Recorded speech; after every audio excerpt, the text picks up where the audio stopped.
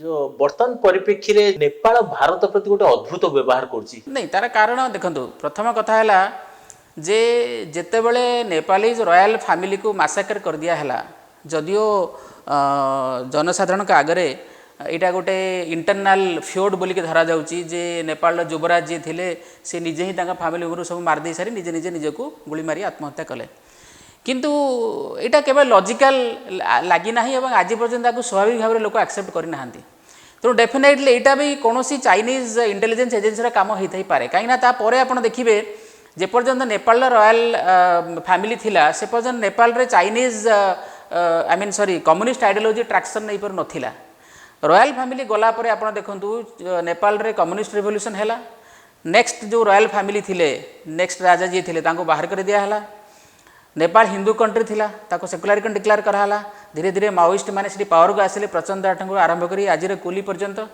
एवं communist party city power को आसिला परे आपण देखंतु से माने चाइनीज गवर्नमेंट रो एजेंट ही काम करूछंती एबे भी जे चाइना रे एम्बेसडर अछंती नेपाल रे सी जे चाइना रे टूरिज्म एम्बेसडर भी थिले आगुरु सी लेडी जी अच्छा सी तो चाइना नेपाल रो इंटरनल अफेयर एमती इंटरभेन करुँच जमती सी नेपाल रो लोक एबे तो रिसेंटली नेपालीज कम्युनिस्ट पार्टी रे जो बड़ स्प्लिट गोटे वर्टिकल स्प्लिट हबार थिला ताको बंद करिवार तो तांकर हाथ अच्छी तेणु बर्तमान नेपालीज जो गवर्निंग रूलिंग क्लास अच्छी जेहेतु से माने सेम कम्युनिस्ट आइडियोलॉजी लोक से चाइना प्रति इनक्लाइंड होकर रोचंती तेणु इंडिया प्रति जो नेपाल नेपाल गोटे एते फ्रेंडली कंट्री थिला 1950s पर आप नेपाल बिहेवियर देखिए आज it was a state of India ये टाइप रो कहीं आप देखिए नेपाल रे जी आर्मी जनरल सी इंडिया रो ऑनररी आर्मी जनरल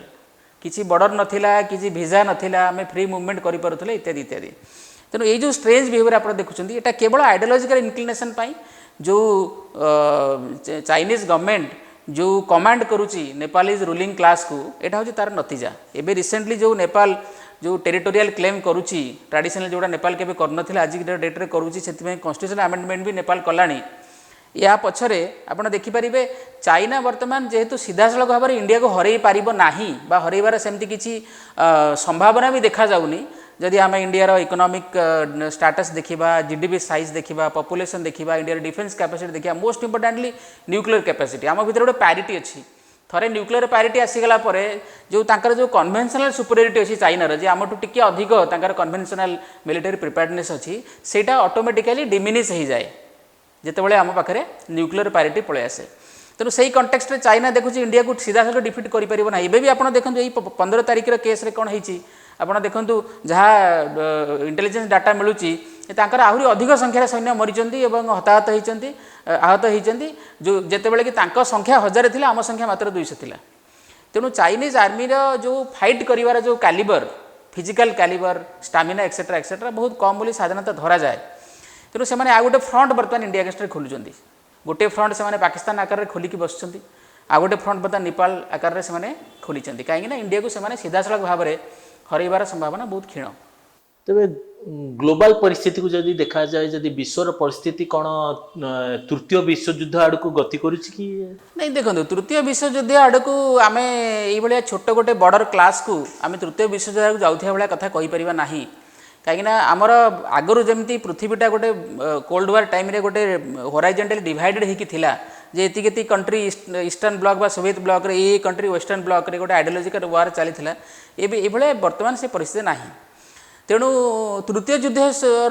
संभावना बहुत क्षीण किंतु चाइना सहित आमर जमी बॉर्डर क्लास होउची ये आगु भी हम आहरी बड़ आकार भी हो पारे कहीं जमी मुझे कहली प्रथम चाइना जो टेरिटोरी एबे बर्तमान से माने गलवान वैली रे तांकर सोवरेनिटी डिक्लेयर कलेनी जे वैलीटा सब आमर थिला बोली आज पर्यंत गलवान वैली रे से माने सोवरेनिटी क्लेम करनथिले एही घटना पर से माने क्लेम करबा आरंभ कलेनी है कि तेणु ये जो डिजाइन अच्छी ये डिजाइन सबुठ इंपोर्टेंट है चाइना बर्तमान तार जो मिलिटरी मसल अच्छी जोड़ा से फ्लेक्स करुच्ची फ्लेक्सिंग मिलिटरी मसल ता पछरे तांकर जो पॉलिटिकल विल अच्छी सेटा हूँ बहुत इंपोर्टेंट आप देखो आमर पॉलिटिकल विल कथा देखो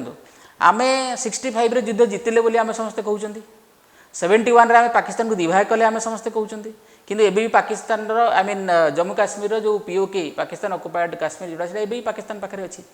99 रे कारगिल वार हैला बेले आमे निजे ही लाइन ऑफ कंट्रोल क्रॉस करिकरी तांको घेरिकरी तांका सप्लाई लाइन कट करिकरी तांको आमे हरिया पाई बा तांको मैक्सिमम प्यूनिटिव एक्शन नवा पाई बा बहुत गोटे बड़ कॉस्ट इंपोज करिया पाई आमे चेष्टा कले नहीं आमे डेलिबरेटली निजे ही लाइन ऑफ कंट्रोल क्रॉस कले सेल्फ रेस्ट्रेंट आमे मेंटेन कले आज डेट्रे भी सही आपण देखंतु तेणु बर्तमान यह आवश्यकता थिला जे जदि चाइना आमर किसी टेरिटोरी कैप्चर कला प्रथम कथा तो आम जो अलर्ट रहा कथा रही ना कौट ना कौट इंटेलिजेंस फेलियर रही अवश्य कोरोना आम टे पेट्रोलिंग कमी देते that may be one of the reasons किंतु आम जो जानवा पाइले से किसी टेरिटोरी कैप्चर कर चाइना सहित एत बड़ गोटे बॉर्डर अच्छी 4,000 केते किलोमीटर कौट ना कौट इंडिया भी इंडियन आर्मी जो डिप्लॉय हो भी टैक्टिकल एडवांटेज गेन अच्छी से चाहिए भी कौटी कैप्चर कर पारते कि यही प्रकार डायरेक्शन आज जाए इंडियन डिफेन्स फोर्सेस को आमर जो पॉलिटिकल लीडरशिप अच्छी देना जो इंडियन डिफेन्स फोर्सेस एग्रेसिवली जो ऑफेंसिव टैक्टिक्स यूज करी तांको लैंड कैप्चर कर पार ना जदि बर्तमान करेंगे हूँ आम गोटे नेगोशिएटिंग स्ट्रेंथ आमको मिलता एवं कौन तांको टर्म रे आम करें पशे आम तो कहते आप छाड़ू बोली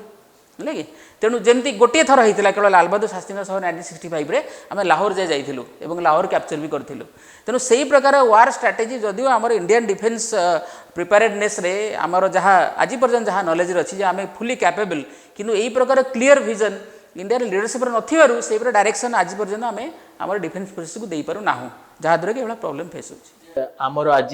देखिए जो 20 जन जवान शहीद हेले अमेरिका तांको प्रति शोक प्रकाश करछि श्रद्धांजलि ज्ञापन करछि तेबे ए जो परिस्थिति भितर अमेरिकार रोल कौन रहिबो देखो आम यही घटना जो घटिला लद्दाख रे एटा वर्तमान फर्दर पुश कला इंडिया को टुवर्ड्स दी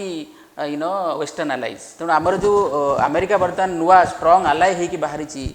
तेणु आमको आहरी चाइना पुश कला आड़ को जोटा को कि आखिरे रखिकी चाइना ये ट्रबल क्रिएट करुच्ची जो इंडिया आउ जो वेस्टर्न कंट्री जो रिलेशनशिप दिन को दिन बढ़ुची स्ट्रेटेजिक अलायंस रे कन्वर्ट होची से कंटेक्स्ट देखिले चाइना बहुत इरिटेशन फील करुच्ची पर्टिकुलरली जो चाइना भाइरस केस परे जिते समस्ते आम कहले जे इन्वेस्टिगेशन हम ऑस्ट्रेलिया कहले इन्वेस्टिगेशन हम अमेरिका इन्वेस्टिगेशन हम बाध्य चाइना राजी है से कंटेक्स्ट रे भी आप देखिए जे गोटे फ्रस्ट्रेशन चाइनीज कम्युनिस्ट पार्टी अच्छी जोटा कि तांकर जो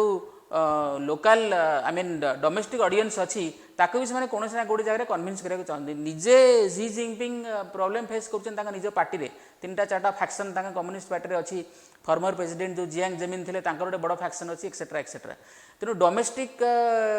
ट्रबल अच्छी